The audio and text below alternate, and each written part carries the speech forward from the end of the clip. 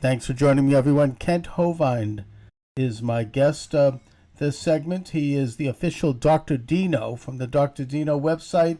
They have a ministry and a dinosaur park down in Alabama. Thanks for joining me, Kent. Well, thank you for having me. It's an honor. All right. So your thesis is one that is criticized by much of the establishment, but yet it is an article of faith for Christians and for Jews, and that is the biblical understanding of the creation of the universe and of the creation of man. And I would suggest that the other side, the side that believes that man just somehow emerged from what Darwin called the warm small pond, and it just sort of happened somehow, that their theory of evolution is, it's no more science than anything else. It's, we can debate the scientific merits, but the fact is that nobody has absolute hard proof about the creation of the universe. So we accept it on faith. What say you, Kent? Well, I think it's pretty obvious there had to be a creator. I mean, things are so complicated. If I told you this plastic lid to a milk bottle happened by chance, you'd say, come on, that's crazy. Somebody designed it to fit on a particular milk bottle. Okay, I agree. Anybody with one eye and half a brain would know this has a designer and is designed for a purpose. Now, to compare this to the human body is silly, because one cell in your body is more complicated than the space shuttle, and you have 100 trillion cells in your body that are constantly being replaced. You have a factory making millions of these cells every minute. What would a factory look like that produced 1 million space shuttles a minute? What you're saying, from a scientific standpoint, makes sense, and it even was something that, frankly, was understood by Darwin himself, who, in his diary, talked about seeing the single feather of a peacock and feeling sick as a result. And it implies that he realized that even this one particular item, the feather of a peacock, had millions of perfectly aligned facets and colors, perfectly arranged, and that this couldn't possibly have just simply happened as a result of some random smashing together of inanimate objects to create life, which is the essential aspect of the theory of evolution, that somehow life came out of non-life, which of course scientifically is very unsound, because science claims that you cannot get something out of nothing. So either you have life or you don't. And the theory of creation as presented by the Bible actually says that life was created by God, by a divine force, by a spiritual, and was done so in the image of God when it comes to man. So I think that scientifically speaking, if you take a look at the incredible complexity of man, or even the incredible complexity of a single eye of a bee, you have to conclude that this could not have been simply, as Darwin said, something emerging out of nothing, out of crashing together of inanimate objects. Well, I think there's only two choices. Somebody made the world, or the world made itself. That would include the whole universe. Nobody's thought of a third choice.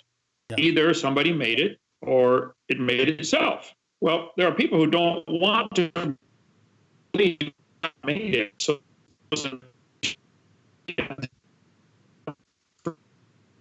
out of nothing. The Big Bang was when a dot of nothing and created everything. That is so stupid. It's beyond comprehension how anybody with one eye and half a brain could believe such a dumb thing, but they do. So what do? Well, we believe it had to be a God, somebody who's outside of time, space, matter, had to create time, space, and matter. We are the ones who are stuck in time, space, and matter. We cannot go back in time.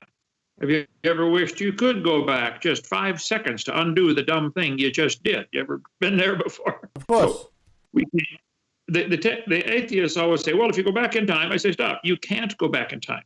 I did a debate yesterday, and this young man said, well, if you look at the fossil record, I said, excuse me, there is no fossil record.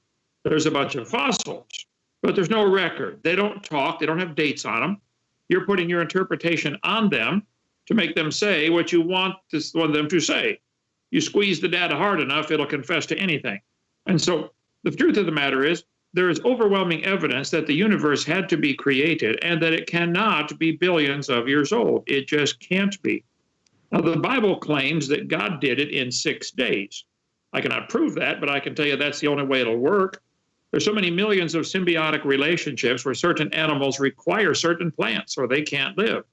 Certain plants require certain animals or other plants and they can't live. Just look up symbiosis. There's millions of examples of it. Which came first, the flower or the honeybee to pollinate the flower? And you make the point. You make the point quite well, Kent. And I think that even Darwin himself, again, and I'm the author of a book on the topic called "The Apostles of Evolution," which deals with political fallout from the theory of evolution, which I argue goes right to why they push this theory. But Darwin himself, according to my research, acknowledged in his own lifetime that there was no fossil evidence of the theory of evolution, and that at some point there would have to be fossil evidence. Well, there isn't fossil evidence. And I've argued this issue with evolutionary thinkers, and they will yell and stammer and pound their fists, and sometimes they hang up on me, but they have to, at the end of the day, admit that there is not a shred of fossil evidence to suggest that one species evolves into a superior species. And that is the theory of evolution. And as far as the age of the Earth, I don't think that it contradicts the Bible to say that the Earth itself might be millions of years old. At least that's my understanding. But because the Bible in the book of Genesis says that, once the Earth was created, it goes through a series of events that led to the creation of man. And even there is no fossil evidence that man is older than, I think, whatever the Torah says we are, which I think is 3,600 years old, because there's no way to carbon date anything earlier than that at this time. Well, first place, no fossils would count at all. All you could prove is you find a fossil, any fossil, all you really could prove is it died. You could not prove it had any children. You certainly could not prove it had children that lived. Yeah. Nor could you prove it had children that lived that were different. No animal today ever produces any babies other than its same kind. Cows produce cows and dogs produce dogs, period. End of story. The Bible says they'll bring forth after their kind. I don't see any reason to doubt that. It says it 20 times in the first 7 chapters. So I think he wants us to get a message there. So I think it's obvious from observation, which is what science deals with, experimentation, observation, would say animals produce after their kind, period. Now, if you wish to believe, capital B, believe, like a religion, that dogs and bananas are related, well, you're welcome to believe anything you want. But don't call it science, and don't force everybody to teach that in the school system. That's not science, it's nonsense. Exactly. It's a religious belief. It's a dumb religion, evolution is. I agree, and it's a theory, and even they call it a theory. It's not fact, it's not scientific, and it's amoral. It removes the possibility of an understanding of a divine element in life, which also is obvious and self-evident. I mean, you think it's just somehow miraculously happens that you wake up in the morning and open your eyes to the world and all the things you see and experience, that this just somehow happens on its own? There's obviously a spiritual component to life. There's a value to every being on this planet, and there's a special value to the human being because we are created in the image of God. That is a system that was set forth by God. And the whole evolutionary idea is an attempt to overthrow God, and that's why it's so popular with the radical, internationalist left. I mean, it goes back to, the fight between man and God, as Whittaker Chambers said in his book Witness. He said that human race is involved with a struggle between God and man, and with man representing, in his case, communism.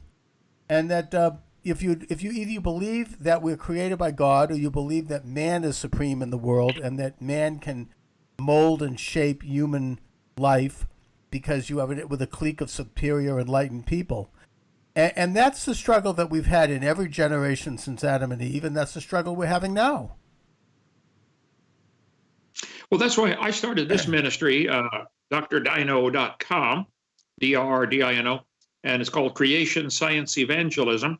We want to use the obvious scientific evidence for creation as a means of evangelism. We want to get everybody to get saved, give their heart to the Lord, and love, and not only to believe in that creator, but to know him personally. He's my dad. I know him. He's taken me to his house one day to live forever in heaven. Meanwhile, he's got me down here trying to reach a few more people and tell them to come live in his house. So it's really an amazing, simple ministry we have. We're in Lenox, Alabama, a little bitty town of 35 people, straight north of Pensacola, 70 miles. And we have a Christian Science Center, a camp, a museum, all based on science and the Bible. And it is so fun. We give tours all the time. You need to come down here, Charles, and see what we're doing. I'd like to check it out. Tell people how they can reach you, Kent, and get more information. Well, they can call 855-BIG-DINO, like a big dinosaur, 855-BIG-DINO. I'm extension 3, but I give tours all day of the Dinosaur Adventureland, so I don't answer my phone. I got a family waiting on me now. Gonna have to go pretty soon here. Yep. But we've had 85 people baptized here in our lake. I'm a Baptist preacher, and after you give your heart to the Lord, you're supposed to get baptized as a public symbol. But we try to fulfill that command of the Lord. And we believe the Bible teaches that God made everything in 6 days. Well, that would mean dinosaurs had to live with man. If he made everything in 6 days, like, hello, duh. Mm-hmm. Dinosaurs have always lived with man. They just called them a different name, dragons or something like that. And there's a lot of legends of them living with man and people killing them, killing dragons. They're mentioned in the Bible. Of course. Job 40, Job 41. Yeah, the Leviathan and the Behemoth. I mean, these are animals that are mentioned in the Bible. And, you know, I mean, I'm about to get ready for the Shabbat as a traditional Jew. And my family will be observing the seventh day of creation, the day of rest. So right. I'm with you in that regard, Kent. You know, we're on the same page, and I mean, I certainly, you know, wish you well. And the forces that we are arrayed against us are pretty much the same.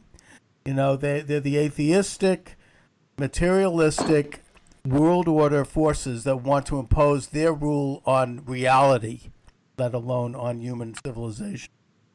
So, you know, again, I know you're going to go as to why. So tell my listeners again where they can reach you. Well, they can reach us. drdino.com is our website, or 855-BIG-DINO. They can call my YouTube channel, Kent Hovind Official. We have about 162,000 subscribers now. But see, the guys who started this country 130 years ago, they said, we hold these truths to be self-evident. All men are created equal. They're endowed by their creator with certain rights. Well, that'd be 250 years ago now. So they believe that rights come from the creator. Well, right. You get a bunch of guys together who believe that, and they'll throw the tea in the harbor and start a big war. So yeah, I think we need one again. That's why America is the ultimate manifestation of God's will. I mean, it's we believe that we're the first nation to really embrace the literal definition of the Torah, which is that man is created in the image of God, and the rights come from God. So God is sovereign, man is a limited sovereignty, and that the government is there to protect sovereignty. It's not there to offer sovereignty. It's not there to, you know, make law. It's there to interpret God's law. That's something that all of the founding fathers of this country understood. And, you know, I think that, you know, we need to bring that in and let people understand that, and especially in these stressful times. Yep. Well, that's what we do in our ministry, Dr. Dino. They can call me 855-BIG-DINO. I have a seminar series that's 18 hours long, covering how to prove the earth is not old. What was the Garden of Eden like? Why did they live to be 900? Where did dinosaurs live? We have one whole 2-hour session just on lies in the textbooks that are used to teach kids evolution. The whole series is $50. Call 855-BIG-DINO. After they're done watching it, they can copy it, send it back, and get their money back. Excellent. I know you're Jewish, Baptist. See, I used to loan my videos out. I learned right away that Baptists don't steal, but they do borrow and never return. So we sell it for $50. When you're done, send it back, get your $50 back. And But also, call 855. and just to finish up here, the sentence you mentioned about all men are created equal, that is a biblical idea that comes from Genesis, that man and women are created in the image of God, and that the idea of evolution does not recognize that. It's the opposite. It believes that some people are superior to others biologically. That is what the theory is, that we're at various levels of evolving. That is the ultimate and eventual. They have to recognize that in order to accept the theory of evolution. And it is a racist theory, and it is an anti-human theory. Anyways, Ken, again, I want to thank you for joining me this afternoon. It's great talking to you. Let's stay in touch. And Okay. thank